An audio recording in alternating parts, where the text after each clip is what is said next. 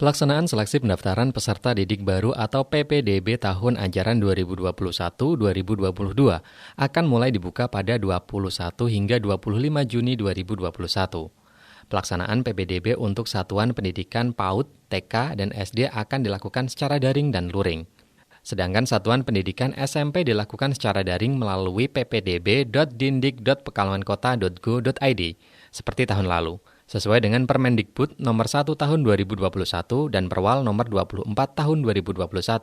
PPDB SMP menggunakan 4 jalur, yakni jalur zonasi, jalur afirmasi, jalur perpindahan orang tua, dan jalur prestasi.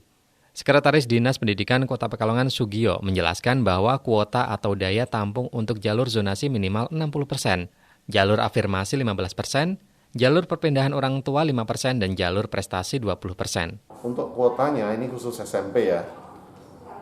Untuk kuotanya, untuk jalur zonasi kita 60%, ya, minimal 60%. Kenapa saya katakan minimal? Karena kalau misalnya nanti jalur yang lain tidak terpenuhi, maka sisa dari jalur itu sisa dari kuota dari jalur tersebut akan dialihkan ke jalur zonasi. Semuanya larinya ke jalur zonasi.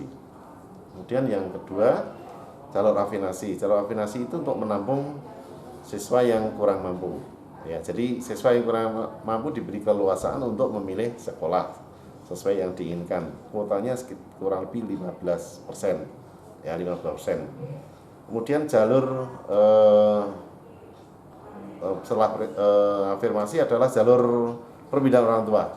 Jalur perpindahan orang tua dimaksudkan untuk menampung aspirasi dari siswa yang orang tuanya bekerja di Kota Pekalongan, di mana si calon siswa tersebut menjadi tanggung jawab orang tersebut untuk antar jemput, sehingga ketika orang tua berangkat, ini anak sekaligus bisa belajar diantar oleh orang tua.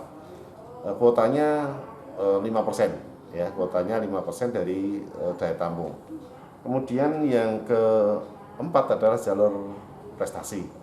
Jalur prestasi ini di Kota Pekalongan diambil sekitar 20%, ya, maksimal itu. Kalau untuk prestasi maksimal 20%. Jalur prestasi kalau di Permendikbud itu diperuntukkan untuk calon siswa di luar zonasi. Tetapi untuk di Kota Pekalongan, baik dalam satu zonasi maupun dari luar zonasi nanti boleh memilih jalur prestasi. Nah, untuk jalur prestasi ini dimaksudkan adalah untuk menampung anak-anak yang punya prestasi tinggi, ya, kemudian dia memilih sekolah yang diinginkan.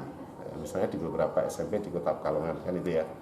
Nah, syaratnya adalah nilai yang pertama, yang kedua nanti ada prestasi-prestasi lain yang dibuktikan dengan piagam atau sertifikat penghargaan, di mana kegiatan tersebut adalah kegiatan yang bersifat berjenjang, ya, tidak boleh prestasi kegiatan yang tidak berjenjang, misalnya diselenggarakan oleh kelompok masyarakat, tidak bisa. Yang berjenjang seperti dari misalnya olahraga itu diselenggarakan mulai dari tingkat paling rendah sampai tingkat paling tinggi, misalnya nasional maupun internasional, seperti itu. Ditambahkan Sugio, untuk prosedur PPDB SMP daring berkas atau dokumen yang harus disiapkan diantaranya jalur zonasi, yakni scan KK asli dan pas foto ukuran 3x4. Jalur afirmasi berkas yang diunggah meliputi scan KK asli, scan kartu program penanganan keluarga tidak mampu, scan surat keterangan bagi penyandang disabilitas dari instansi terkait, dan scan pas foto ukuran 3x4. Kemudian jalur pendidikan orang tua meliputi scan KK asli, scan surat penugasan dari instansi atau lembaga atau kantor yang mempekerjakan, dan scan pas foto 3x4 terakhir.